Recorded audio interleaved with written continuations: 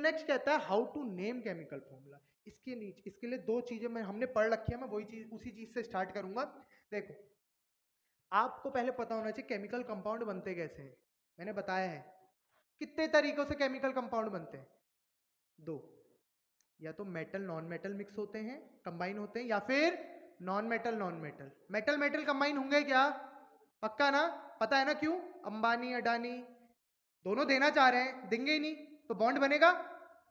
लेकिन metal non metal तो दो टाइप के बॉन्ड बनेंगे, एक तो बनेगा मेटल नॉन मेटल के बीच और एक बनेगा नॉन मेटल के बीच। क्या इसके अलावा कोई और पॉसिबिलिटी है? नहीं है। तो अब इन्हीं दो के नेमिंग सीखनी है हमने, मतलब इसको कैसे नाम दे और इसको कैसे नाम दे। अच्छा, ये जो बॉन्ड बनना है कैसा बॉन्ड है?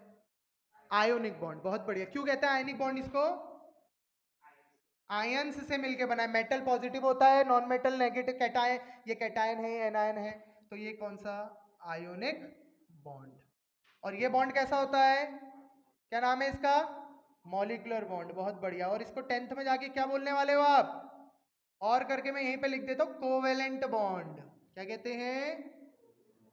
Covalent bond. तो मैं आपको दो कंपाउंड्स की नेमिंग बताऊंगा, एक बताऊंगा आयनिक कंपाउंड्स की नेमिंग, एक बताऊंगा मॉलिक्यूलर कंपाउंड्स की नेमिंग।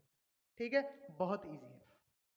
देखो, अब मैं पहले आयनिक बॉन्ड की अगर नेमिंग बताऊं तो आयनिक बॉन्ड की जब हम नेमिंग, आयनिक कंपाउंड की जब मैं नेमिंग करता हूं ना, पहली बात आपको जज करना है कि कौन आयनिक है कौन नहीं है, पता चल जाता है ना। आयनिक का मतलब आयनिक और मॉलिक्यूलर में डिफरेंस पता है ना कैसे करना है? बताया मैंने। आयनिक के लिए कैसे? एक मेटल होगा एक नॉन मेटल होगा, और ये मॉलिक्यूलर के लिए कैसे? दोनों कैसे होंगे? नॉन मेटल होंगे। ठीक हो गया। अब मुझे नाम देना है। मान लो, अच्छा ये बताओ, कभी सोचा आपने कि हम सोडियम क्लोराइड ही क्यों कहते हैं?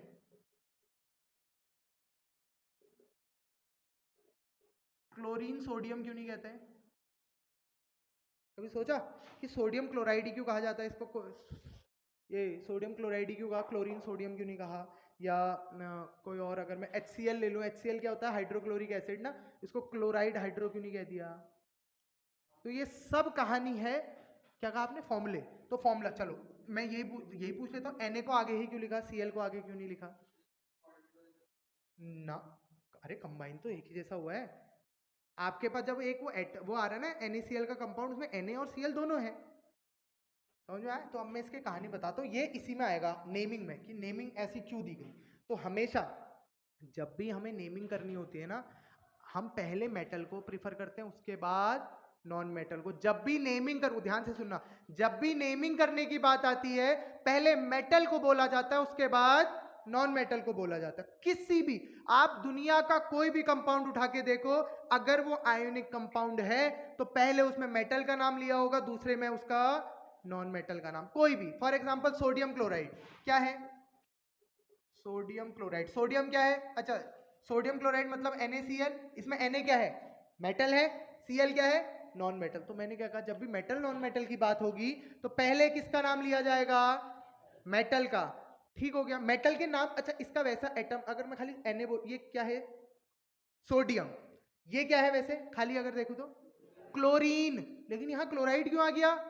इसका मतलब जब भी मैं आयनिक कंपाउंड की नेमिंग देता हूं, मेटल तो एज सच लिखा जाता है, मेटल के नाम में कोई भी परिवर्तन नहीं होता, लेकिन चेंज किसका नाम होता है? नॉन मेटल का। नॉन मेटल का नाम कैसे चेंज होता है? किसी का भी देख लो, सबके पीछे IDE लगा होगा। क्या लगा होगा? IDE। ऑक्साइड, क्लोराइड, फ्लोराइड, कोई भी उठा के देखो आप, सल्फाइड, सबके जो भी नॉन मेटल होंगे ना, उन सबके पीछे से ऑक्सीजन होता है। ऑक्सीजन का क्या बन जाता है? ऑक्साइड। क्लोरीन का क्या बन जाएगा? क्लोराइड।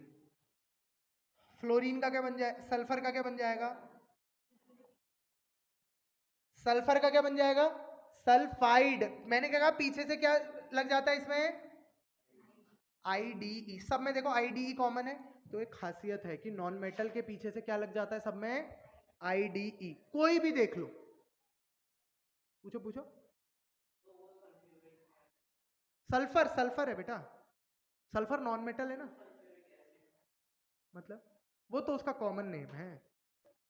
तो समझ में आया? जब भी मैं मेटल नॉन मेटल की नेमिंग कर रहा हूं, मेरे को क्या ध्यान में रखना है? कि मेटल का नाम तो ऐसा सच लूंगा, लेकिन नॉन मेटल का नाम भी लूंगा, लेकिन पीछे से उसके क्या लगा दूंगा। आप कोई भी उठा के देखो ना, hydrogen chloride, hydrogen chloride ionic compound का एग्जांपल नहीं है, क्योंकि हाइड्रोजन भी नॉन मेटल है और क्लोरीन भी क्या है, नॉन मेटल है। फिलहाल ये समझ में आया कि आयोनिक कंपाउंड कोई भी होगा उसकी नेमिंग कैसे करते हैं। पक्का?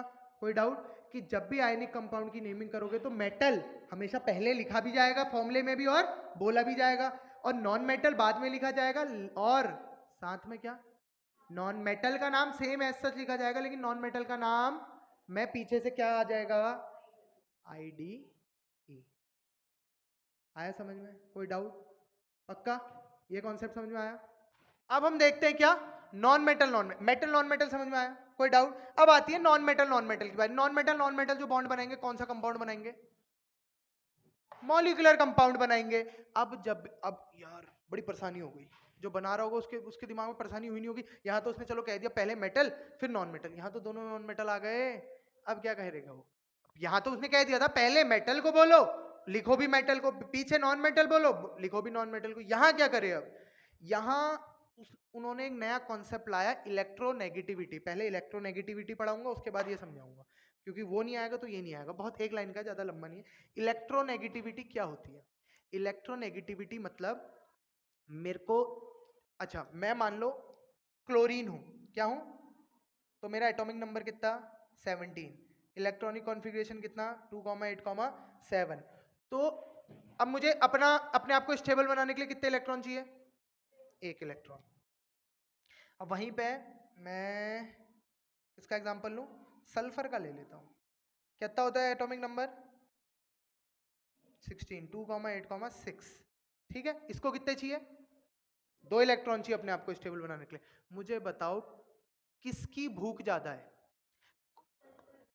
भूख ज्यादा मतलब कौन जल्दी लेगा इलेक्ट्रॉन, क्लोरीन जल्दी लेगा, क्योंकि वो अपने आप को जल्दी, अरे यार तुम सोचो, मैं ये फिनिशिंग लाइन है, मैं 1 कदम दूर हूं, मेरे पीछे एक दोस्त है वो 2 कदम दूर है, पहले कौन पहुंचना चाहेगा, पहला वाला, मतलब जो नियरेस्ट होगा। तो जब भी किसकी इलेक्ट्रोनेगेटिविटी ज्यादा है, मुझे ये बताओ। मतलब इलेक्ट्रोनेगेटिविटी क्या है, जो जल्दी से इलेक्ट्रॉन छीन के ले आए। ये छीनेंगे या देंगे, दोनों छीनेंगे, क्योंकि नॉन मेटल है, नॉन मेटल मांगता है। तो क्या करेगा ये, जो भी एटम जितनी जल्दी इलेक्ट्रॉन मांगेगा या लेके आ जाएगा, वो उतना ज्यादा इलेक्ट्रोनेगेटिव होगा।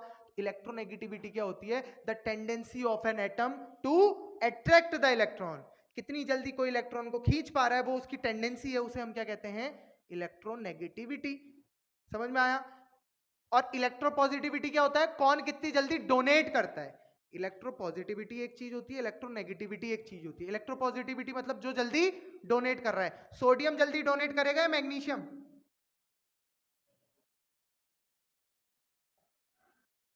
बताओ। सोडियम जल्दी करेगा, क्योंकि उसको 1 इलेक्ट्रॉन देने में कितना एनर्जी लगेगा, ज्यादा लगेगा कम लगेगा, in comparison to magnesium. Magnesium को 2 रोटियां देनी है, ऐसे ढूंढने जिनको दो बांटनी है उसने रोटी, लेकिन सोडियम को कितनी देनी है, 1। तो किसकी इलेक्ट्रॉन पॉजिटिविटी ज्यादा, जितना जल्दी डोनेट करेगा उतना इलेक्ट्रोपॉजिटिव, जितनी जल्दी गेन करेगा उतना इलेक्ट्रोनेगेटिव। कौन इलेक्ट्रोनेगेटिव ज्यादा, क्लोरीन इलेक्ट्रोनेगेटिव, और कम इलेक्ट्रोनेगेटिव ये, ज्यादा इलेक्ट्रोपॉजिटिव सोडियम, कम इलेक्ट्रोपॉजिटिव। समझ में आया? इलेक्ट्रोपॉजिटिव वाला वो समझ में आया कॉन्सेप्ट। तो अगर ये आ गया तो अब ये कुछ भी नहीं रहा फिर। तो अब इनके पास जो दिक्कत आई थी वो सॉल्व इन्होंने कैसे करी। अब आगे पहले तो क्या था, आगे हमेशा मेटल को दे दो, पीछे वाला नॉन मेटल। अब यहाँ तो दोनों नॉन मेटल, तो यहाँ क्या करे, कहा उन्होंने, यहाँ उन्होंने कहा जो कम इलेक्ट्रोनेगेटिव है, क्या, जो कम इलेक्ट्रोनेगेटिव है उसको आगे रखो, जो ज्यादा इलेक्ट्रोनेगेटिव है उसको पीछे रखो। लेस इलेक्ट्रोनेगेटिव आएगा आगे, और पीछे कौन सा आएगा, मोर इलेक्ट्रोनेगेटिव। अब वो डिपेंड, क्योंकि दोनों ही नॉन मेटल थे ना, तो लेस इलेक्ट्रोनेगेटिव। आप कोई भी एग्जांपल उठाइए, HCl सबसे फेमस एग्जांपल। कौन ज्यादा इलेक्ट्रोनेगेटिव है, हाइड्रोजन की क्लोरीन, क्लोरीन, इसीलिए उसको पीछे लिखा गया है। और लेस इलेक्ट्रोनेगेटिव एटम कहाँ, एलिमेंट कहाँ पे आएगा, हमेशा आगे पे। तो जब भी मॉलिक्यूलर कंपाउंड की बात होगी, लेस इलेक्ट्रोनेगेटिव आगे, मोर इलेक्ट्रोनेगेटिव पीछे। ये तो लिखने का तरीका आ गया, जैसे लिख रहा हूं वैसे ही बोलना भी है। हाँ, मतलब आगे जो आगे है वो पहले ही तो बोलूंगा और जो पीछे है उसको बाद में, तभी तो इसका नाम क्या होता है, हाइड्रोजन क्लोराइड। और दूसरी चीज नेमिंग करने वक्त वही है, आगे वाला एस सच रहेगा, पीछे वाला आईडीई लग जाएगा। यहां भी तो उसी की तरह नेमिंग में सेम है कि आगे वाले को सेम लिखूंगा, जैसे हाइड्रोजन को क्या लिखा मैंने, हाइड्रोजन ही लिखा, लेकिन क्लोरीन को क्या कर दिया मैंने,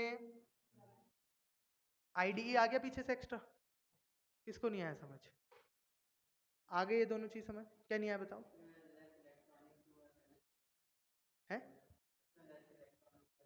लेस इलेक्ट्रोनेगेटिव मतलब, लेस इलेक्ट्रोनेगेटिव मतलब सल्फर और क्लोरीन में कौन लेस इलेक्ट्रोनेगेटिव था, जो देर में लेके आएगा ना इलेक्ट्रॉन मांग के। यार मैं बता तेरे को मैं कह रहा हूं तेरे को 2 रोटी मांग के लानी है, उसको 1 रोटी मांग के लानी है, कौन जल्दी ले आएगा, तो वो क्या है, मोर इलेक्ट्रोनेगेटिव है, तू क्या है, लेस इलेक्ट्रोनेगेटिव है। तो जो जितनी जल्दी इलेक्ट्रॉन खींच के लाएगा वो मोर इलेक्ट्रोनेगेटिव, जो देर में लाएगा वो लेस इलेक्ट्रोनेगेटिव। आया समझ में, पक्का, किसी को कोई दिक्कत, खत्म नहीं हुआ है अभी, वैसे हो गया खत्म, लेकिन एक और चीज बताऊंगा तुम्हें एक्स्ट्रा।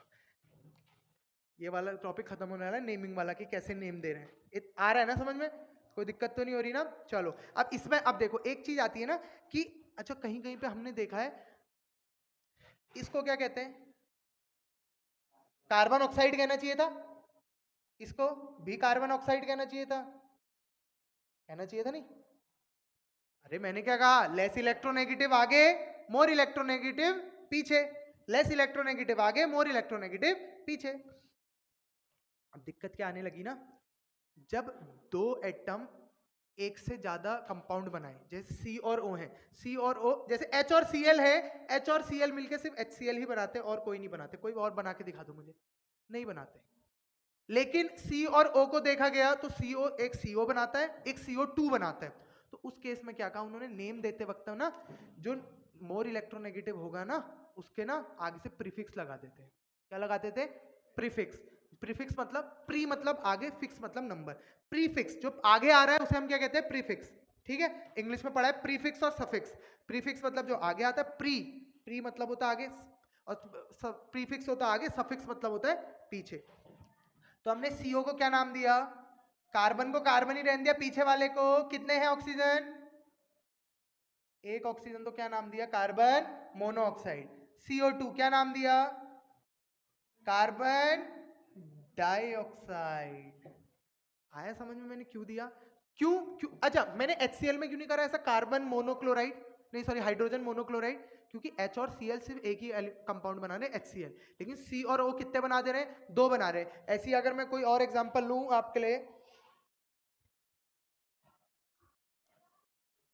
NO, एक कंपाउंड NO है, एक NO2 है, एक N2O है, एक N3O4 है, N और O मिलकर 6 कंपाउंड बनाते हैं इसी। तो इनके नाम में मुझे कुछ तो अंतर करना पड़ेगा ना, सबको नाइट्रोजन ऑक्साइड तो नहीं बोल दूंगा, ये भी नाइट्रोजन ऑक्साइड, ये भी, अरे अलग अलग इंसानों के नाम एक हो सकते हैं, लेकिन यहाँ जो क्या हो जाएगा, ये तो अलग अलग कंपाउंड है ना। तो ये क्या है, नाइट्रोजन मोनोऑक्साइड, कितने ऑक्सीजन है, नाइट्रोजन मोनोऑक्साइड। ये क्या है, नाइट्रोजन डाइऑक्साइड। ऐसी है डाई नाइट्रो ऑक्साइड, क्योंकि नाइट्रो कितने यहाँ पे, 2, तो डाई नाइट्रो ऑक्साइड। ये क्या होगा, ट्राई नाइट्रो टेट्रा ऑक्साइड। 4 के लिए टेट्रा, 5 के लिए पेंटा, 6 के लिए हेक्सा। समझ में आया, 1 के लिए मोनो, 2 के लिए डाई, 3 के लिए ट्राई, 4 के लिए टेट्रा, 5 के लिए पेंटा, 6 के लिए हेक्सा। समझ में आया, कोई डाउट, पक्का हो गया ना क्लियर, ये चीज भी क्लियर हो गई कि क्यों हम ऐसे, ये कब देंगे नाम, या ऐसे प्रीफिक्स कब लगाते हैं, जब कोई भी 2 एटम एक से ज्यादा कंपाउंड बनाएगा। N और O में करा मैंने, क्यों, क्योंकि N और O से इतने कंपाउंड बन रहे हैं, और भी बनते हैं। जैसे PCl, ये CCl4 है, इसका नाम क्या होगा बताओ, कार्बन टेट्राक्लोराइड। क्यों, क्योंकि कितने क्लोरीन है, 4। इसका नाम क्या होगा PCl5 का, फॉस्फोरस पेंटाक्लोराइड होगा। समझ में आया, SF6, इसका क्या होगा, सल्फर हेक्सा फ्लोराइड। लेकिन पीछे देखो, सबके पीछे IDE ही आ रहा है, क्यों, मैंने क्या कहा, पीछे हमेशा क्या रहेगा, IDE। समझ में आया? कोई डाउट? पक्का क्लियर हो गया ये?